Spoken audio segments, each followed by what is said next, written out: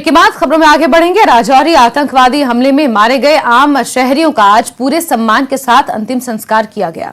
अंतिम संस्कार में हजारों की भीड़ मौजूद थी। अंतिम संस्कार में जम्मू कश्मीर बीजेपी के अध्यक्ष रविंद्र रैना सहित भाजपा के कार्यकर्ता पहुंचे। डीजीपी दिलबाग सिंह भी अंतिम संस्कार में पहुंचे और मृतकों को श्रद्धांजलि अर्पित की।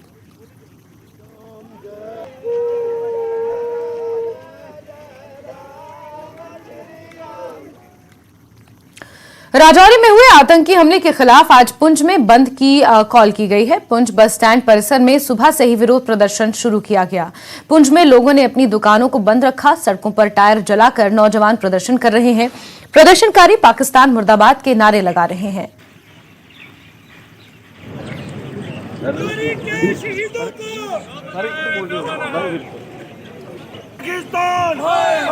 सीधे रुख करते हैं सहयोगी मुनीश का। इसी खबर पर हमारे साथ लाइव जुड़ चुके हैं और मुनीश से हम जानेंगे।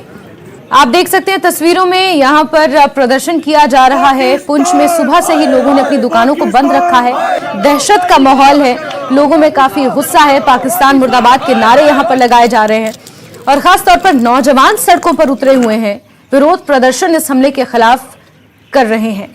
जहां एक तरफ एनआईए इस पूरे मामले की जांच में जुटी हुई है, वहीं लोगों में गुस्सा अभी भी बरकरार है। बंद की कॉल यहां पर की गई है सुबह से ही। यहाँ पे जो टारगेट किलिंग राजौरी में हुई है, जो 3 दिन पहले हिंदुओं की टारगेट किलिंग हुई है, हम उसके खिलाफ आज यहाँ पे प्रोटेस्ट कर रहे हैं। आज हमने उनके लिए श्रद्धांजलि सभा भी रखी हुई है। ये बॉर्डर डिस्ट्रिक्ट पुंछ में आज पूरी तरह से चक्का जाम है। उसमें सनातन धर्म सभा, विश्व हिंदू परिषद, बजरंग दल, भारतीय जनता पार्टी की ओर से, व्यापार मंडल के जितने संगठन है और जितने सामाजिक और धार्मिक संगठन है, उनकी तरफ से पूरी तरह से आज बंद है। जिसका आप रोज स्वरूप इस समय देख रहे हो कि इस समय पूरे सुबह से लेकर इस समय तक बिल्कुल पूरी तरह से मुस्तैद है। कार्यकर्ता सारे लगे हुए हैं बंद की कॉल के लिए। और ये जो हम अपनी सरकार से अपील करते हैं, अपने प्रधानमंत्री जी से अपील करते हैं, गृह मंत्री जी से अपील करते हैं कि इस बार फिर कोई बड़ी सर्जिकल स्ट्राइक करने का वक्त आ गया है और पाकिस्तान जैसी नापाक जो मुल्क है, इसका बिल्कुल समूल विनाश करने का समय आ गया है। हम दोबारा अपने यहाँ बॉर्डर डिस्ट्रिक्ट के माध्यम से अपील करते हैं, कृपा करके हमारी जो सरकार है वो पूरी तरह से अपनी सर्जिकल स्ट्राइक करके इस पाकिस्तान जैसे नाखुशगवार ये मुल्क है, इसको सत्यानाश करे, ताकि हमें रोज रोज ये प्रयास धरने ना करने पड़े और टारगेट किलिंग बिल्कुल बुरी तरह से बंद होनी चाहिए।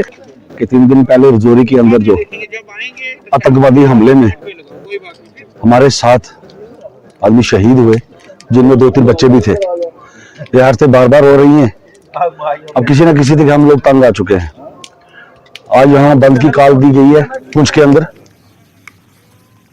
और अब बात मौसम की करेंगे। कश्मीर में सर्दी की लहर जारी है। रात का पारा लगातार माइनस में रिकॉर्ड किया जा रहा है। इस बीच कम बर्फबारी की आशंका भी बनी हुई है। सीधे रुख करेंगे हमारे सहयोगी शब्बीर का। इसी खबर पर हमारे साथ जुड़ चुके हैं शब्बीर। क्योंकि बर्फबारी कश्मीर के लिए अच्छी मानी जाती है, सेब बागवानी के लिए अच्छी मानी जाती है, और जिस तरीके से अभी चिल्लाई कलां का ये समय बना हुआ है, सर्द हवाएं चल रही हैं, शीतलहर हो रही है और माइनस में टेम्परेचर रिकॉर्ड किया गया है, वो कहीं ना कहीं चिंताजनक है ये हालात। और ये खबर भी चिंताजनक है सेब बागवानों के लिए खास तौर पर। जी जास्मिन, बर्फबारी और इस मौसम में जिसे हम चिल्लाई कलां कहते हैं, 31 जनवरी को ख़त्म होगा और इस मौसम में अगर बर्फबारी नहीं होती है तो बहुत चिंता का विषय है। ये चिंता इस वजह से है कि यही बर्फ़ है जो अगर इस मौसम में गिरती है तो जम जाती है और जमती सख्त है। तो ग्लेशियर्स में साल भर यही पानी दरियाओं में और नालों में आता है, क्योंकि आपको पता है कि कश्मीर में जो भी मौसमी जो हालात है, जो बारिश है, उस वजह से नहीं होती है। मॉनसून का इतना ज्यादा असर नहीं होता, तो यही फ्लो होता है पानी का। बागवानी की आपने बात की, तो जो हॉर्टिकल्चरिस्ट मानते हैं कि अगर इस मौसम में बर्फ नहीं होती है तो नुकसान होता है, बागों में सेब अच्छे नहीं लगते हैं। डल झील के किनारे पे हैं, आपको दिखाते हैं कि सुबह के औकात में यहाँ पे झील आजकल जमती है। दर्जा हरारत जो है, टेम्परेचर जो है -5.2 श्रीनगर में है, गुलमर्ग में सबसे कम है -8.2। मतलब ये कि सर्दी बहुत ज्यादा है लेकिन बर्फबारी नहीं है। अगर आपको मैं क्लाइमेट चेंज की बात बताऊं तो पिछले 28 साल में जो साइंटिस्ट मानते हैं कि पिछले 28 साल में जो मीन टेम्परेचर यहाँ का रहा है उसमें 2.3 डिग्री का फर्क आ गया है। मतलब ये कि एक तरीके से जिसे हम क्लाइमेट चेंज का असर जो है साफ दिख रहा है। हमारी जो ये हिमालयन स्टेट्स हैं इनमें क्लाइमेट चेंज का असर पिछले कई सालों से देखा जा रहा है। उसके नतीजे में होता ये है कि आपके जो मौसम है ये अनप्रिडिक्टेबल हो जाता है। कभी बहुत ज़्यादा गर्मी हो जाती है और कभी बहुत ज़्यादा सर्दी, और जो ये बर्फबारी का है, स्नोफॉल का है, अनप्रेडिक्टेबल है। आपने देखा पिछले 2 साल में बर्फबारी अच्छी खासी हुई और ज़्यादा भी एक साल हुई, और बहुत ज़्यादा एक साल तो पिछले 2019 की अगर आप बात करें, 2020 में अच्छा खासा मौसम था, बर्फबारी इतनी ज़्यादा हुई, सर्दी बहुत ज़्यादा हुई। अगर 18 की बात करें, 2018 की बात करें तो बिल्कुल खुश्क रहा, पूरा जो विंटर सीजन था वो खुश्क रहा। तो इसी तरह 2-2, 3-3 साल के बाद यहाँ पे हुआ क्या है, हिमालयन स्टेट्स में अगर आप हिमाचल की भी बात करें आपको वहाँ भी क्लाइमेट चेंज का असर दिखाई देगा। और बदकिस्मती हमारी ये है कि हमने जो क्लाइमेट चेंज के लिए जो फैक्टर्स हैं उनमें हमने कोई इजाफा नहीं किया। हमारे यहाँ कोई बड़ी बड़ी बिल्कुल शबीर, आप सही कह रहे हैं। जो मेट्रोलॉजिकल साइंटिस्ट हैं वो इस बात को मान चुके हैं, और अगर हम पूरा ही ग्लोबल टेम्परेचर की बात करें तो बिकॉज ऑफ ग्लोबल वार्मिंग जो पूरा टेम्परेचर है उसी में 2% का फर्क हर जगह देखा जा रहा है, और वही फर्क जम्मू कश्मीर में भी देखने को मिल रहा है, हिमालयन स्टेट्स में भी वो फर्क देखने को मिल रहा है। लेकिन शबीर, एक अहम सवाल ये भी खड़ा हो जाता है, क्योंकि बर्फबारी देखने सैलानी पहुंचते हैं श्रीनगर, जम्मू कश्मीर, तो क्या अब सैलानी जो पहले पहुंच रहे थे उतनी ही संख्या में अब भी पहुंच रहे हैं? क्योंकि बर्फबारी नहीं हो रही है तो कहीं ना कहीं निराशा सैलानियों को भी है। टूरिस्ट यहाँ पे है, अच्छी खासी तादाद में है, और उन्हें उम्मीद भी है कि बर्फबारी होगी।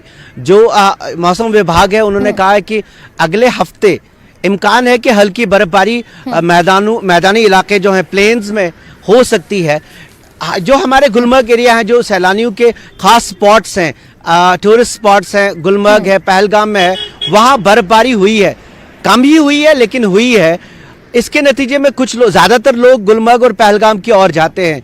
विंटर में श्रीनगर में बर्फबारी अभी तक हल्की सी बर्फबारी हुई थी जो ज़मीन पे जमा भी नहीं हुई।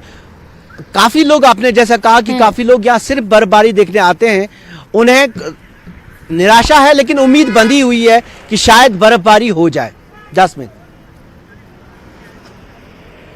जी जी बिल्कुल शब्बीर, तो कहीं ना कहीं अब बर्फबारी का इंतजार किया जा रहा है, और मौसम विभाग के द्वारा ये कहा गया है कि अगले हफ्ते में बर्फबारी हो सकती है। इंतजार अगले हफ्ते का करते हैं। शब्बीर, फिलहाल के लिए आपका बहुत शुक्रिया तमाम जानकारियां साझा करने के लिए।